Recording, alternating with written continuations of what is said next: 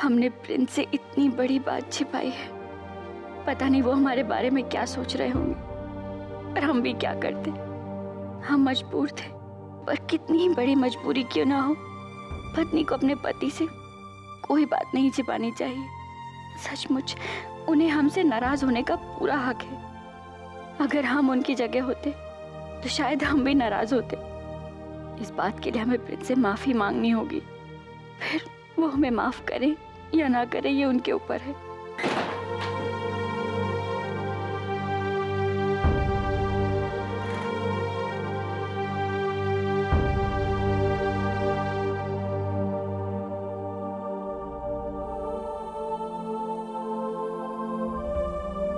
Prince,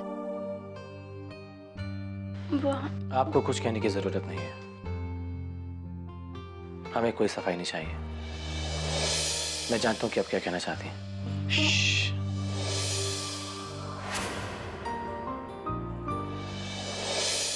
हमने कहा ना, हमें कोई सफाई नहीं चाहिए।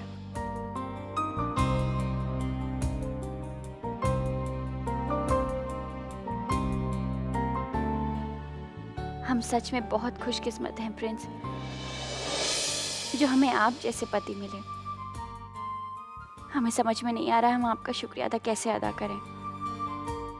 वैसे इसकी कोई जरूरत नहीं है, लेकिन अगर आप चाहें तो फिर भी शुक्रिया अदा कर सकती हैं। ऐसे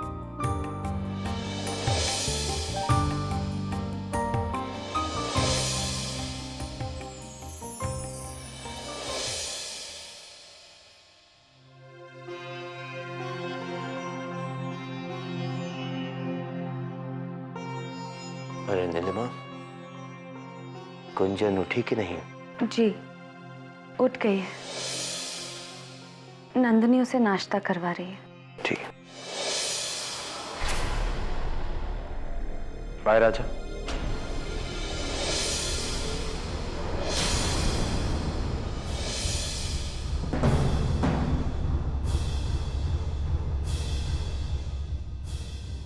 आर्यन, कैसे हो? मैं ठीक हूँ दीदी, आप कैसी? बिल्कुल ठीक। बाहर आजा। ये कुछ इंपॉर्टेंट फाइल्स हैं। ये उन कंपनीज की फाइल है जिन्हें मैं संभाला करता था। अब तो मैं उस कंपनीज में हूं नहीं, तो सोचा ये फाइल्स आपको दे दूं।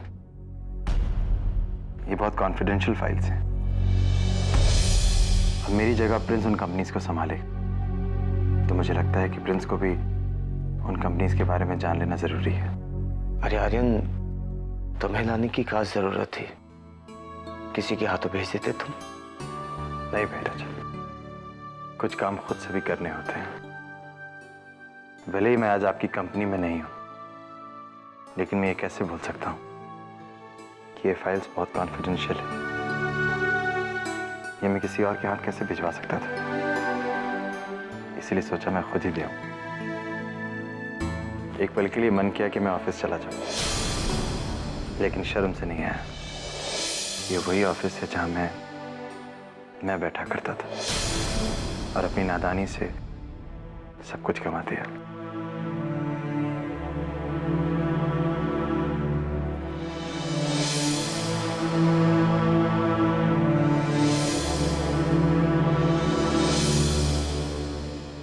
अच्छा भाई राजा, अब मैं चलता हूं। अरे नहीं यार, अपने बहन की बनी हुई हाथ की चाय तो पीते जाओ। फिर कभी भाई राजा, आज मुझे एक जरूरी काम, मैं चलता हूं।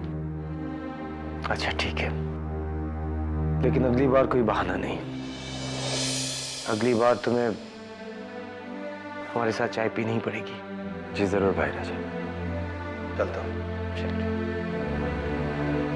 ये लो नीलिमा, यकीन ही नहीं आता कि ये आर्यन है। कभी सोचा नहीं था कि आर्यन का ही रूप देखेंगे हम। कितना बदल गया आर्यन। खैर, ये फाइल प्रिंस को दे देना।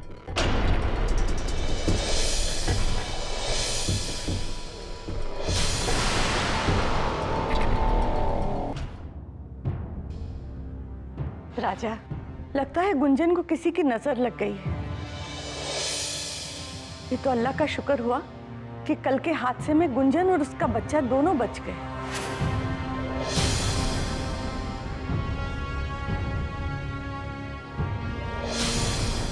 बेटा, मैं आज ही हाजी अली दरगाह जाना चाहती हूँ और वहां जाकर गुंजन और उसके बच्चे की सलामती की दुआ मांगना चाहती हूँ। प्रिंस ऑफिस जा रहा है, मैं उसी के साथ चली जाऊंगी। जी भाई जान, फातिमा भी को मैं छोड़ दूंगा। चलो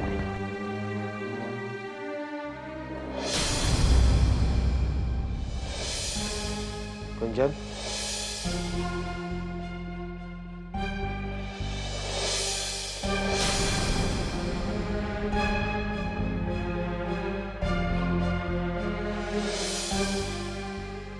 हम तुमसे कुछ पूछना चाहते हैं गुंजन। क्या तुम इस शादी से खुश हो या नहीं?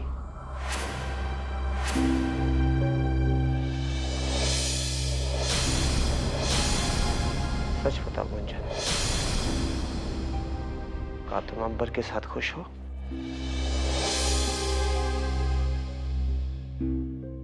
हाँ भैया,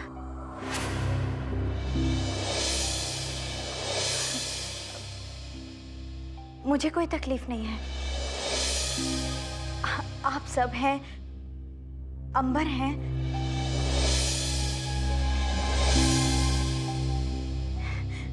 मेरा सब कितना ख्याल रखते हैं, तो मुझे कोई तकलीफ कैसे हो सकती है?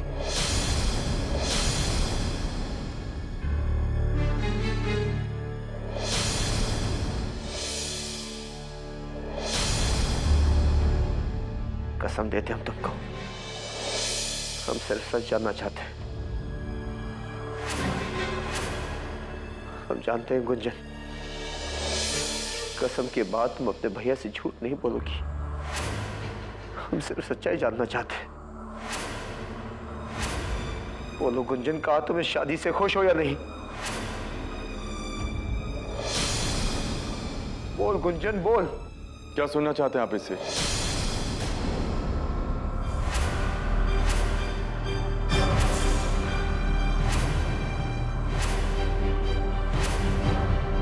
यही ना कि बहुत दुख दिया मैंने इसे, जिसने मेरी खुशियों के लिए बचपन से अपनी खुशियां कुर्बान की, उसकी सारी खुशियां छीन ली मैंने। एक पति के रूप में अत्याचार किया उसके ऊपर।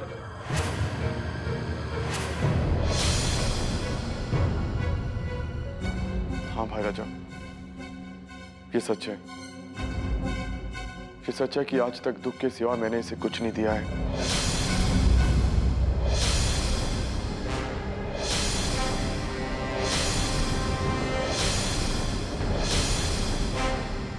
इसे हमेशा पत्नी की बजाय एक बोझ समझा है। क्या क्या अत्याचार नहीं किए मैंने इसके ऊपर, क्या क्या नहीं कहा मैंने इसे, जो एक पति तो क्या एक इंसान दूसरे इंसान से भी नहीं कह सकता। लेकिन ये सब अत्याचार चुपचाप सहती रही, भीतर ही भीतर जलती रही, लेकिन आप लोगों को इसने पता तक नहीं चलने दिया भाई राजा।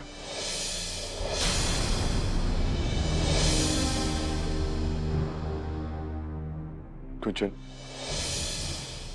कल तो मैंने सारी हदें, सारी सीमाएं पार कर दी। तुम्हारे बारे में सबके सामने अपमानजनक बात कह दी। अपने बच्चे के बारे में वो कह दिया जो शायद किसी बाप ने अपने बच्चे के लिए नहीं कहा होगा।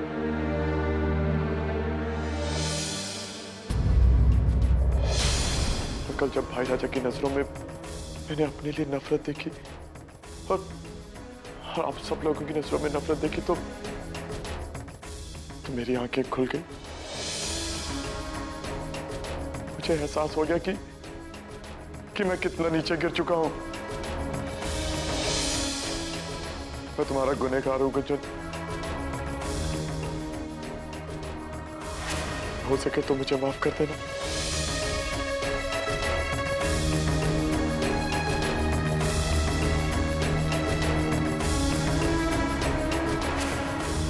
जिंदगी भर जिस राम जैसे भाई के सामने सर झुकाकर सुनता रहा,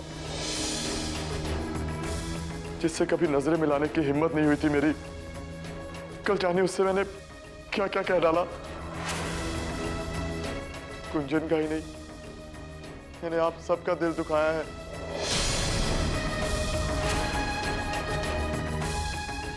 अब तो मुझ में इतनी भी हिम्मत नहीं कि आप सबसे नजरें मिला के बात भी कर सकूं।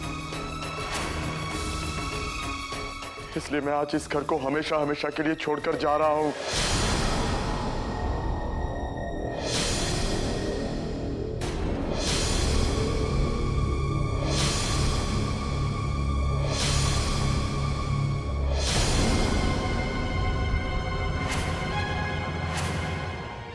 शिखर नहीं, मंदिर है मंदिर, और मंदिर में मुझ जैसे पापी के लिए कोई जगह नहीं होती।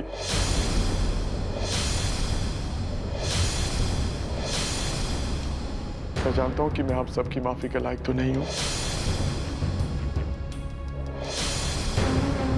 लेकिन फिर भी जाने से पहले मैं एक प्रार्थना करनी चाहूंगा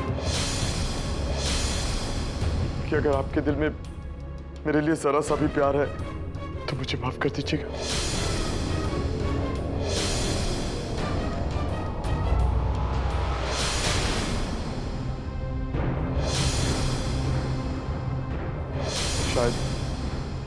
शायद मेरे पाप इतने बड़े हो गए हैं कि आप सब लोगों के दिल में मेरे लिए रही सी दया भी खत्म हो गई है। यही होना चाहिए मेरे साथ, मुझ जैसे गिरे हुए आदमी के साथ यही होना चाहिए।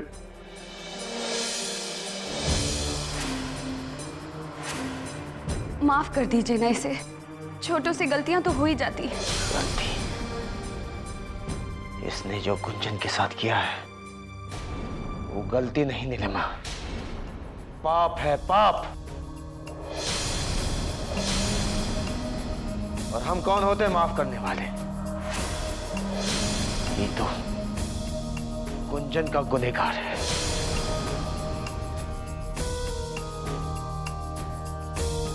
गुंजन, तुम्हारा गुनहगार हमेशा हमेशा के लिए इस घर को छोड़ के जा रहा है। अपना और हमारे बच्चे का ख्याल रखना।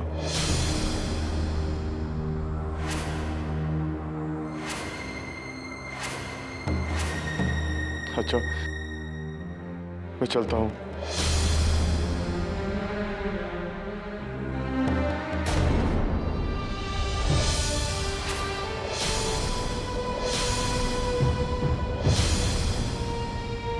भैया, भैया इन्हें रोक लीजिए भैया। भैया आपका खुदा का वास्ता भैया। भैया मैं अपने सामने इन्हें जाता हुआ नहीं देख सकती भैया, इन्हें रोक लीजिए भैया। भैया अपनी बहन को ये भीख दे दीजिए भैया, इन्हें रोक लीजिए भैया।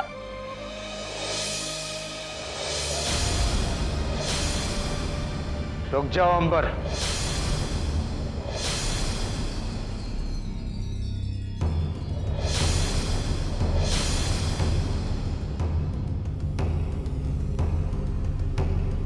देख लिया तुमने कितना दुख दिया तुमने गुंजन को, कितना अपमान किया तुमने उसका, लेकिन फिर भी वो तुम्हें दुखी नहीं देख सकती अंबर। अगर तुम उसके प्यार को समझ पाते तो तुम उसका अपमान नहीं, कदर करते अंबर।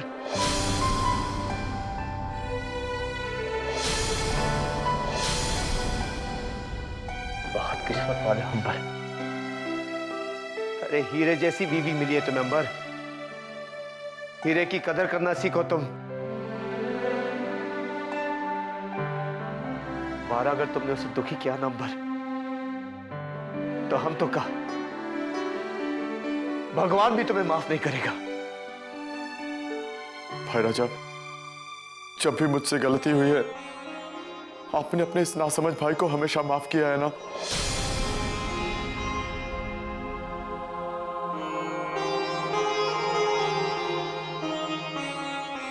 बस मुझे एक बार और माफ कर दीजिए भाई राजा।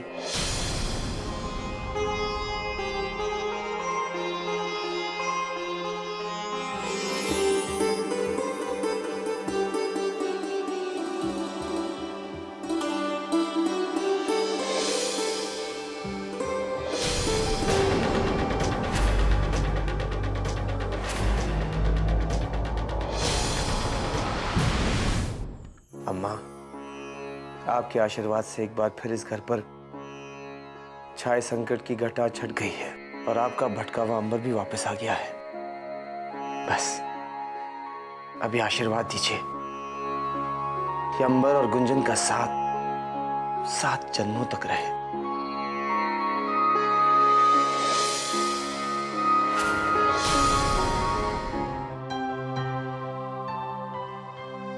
सच नंदिनी, जब भी हम कल की घटना के बारे में सोचते हैं तो हमारा मन कांप उठता है। अगर गुंजन या उसके होने वाले बच्चे को कुछ हो जाता तो क्या करते हम? क्या मुंह दिखाते हम फातिमा भी को? हम तो जीते जी मर जाते।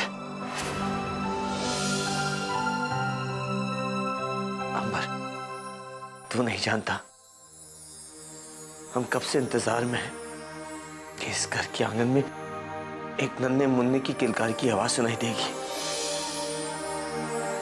लेकिन अब खुश होने से भी डर लगता है। पता नहीं किसकी बुरी नजर हमारे हंसते खेलते परिवार पर पड़ गई है। भैया, भले ही कुछ समय के लिए किसी की बुरी नजर हमारे परिवार को लग गई हो, लेकिन भगवान हमेशा अपनी कृपा हमारे परिवार में बनाए रखते हैं। सच नंदिनी, ये तो भगवान की कृपा ही है कि गुंजन और उसके होने वाले बच्चे को कुछ नहीं हुआ। हम तो भगवान का धन्यवाद करना चाहते हैं। हम इस घर में एक यज्ञ करना चाहते हैं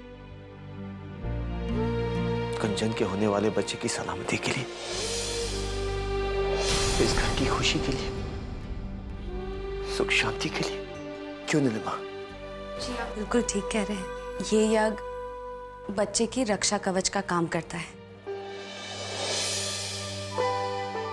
इस यज्ञ से बच्चे पर किसी भी तरह की बुरी नजर या बुरे ग्रहों का साया नहीं पड़ता है। तो फिर ये यज्ञ हम जरूर करवाएंगे।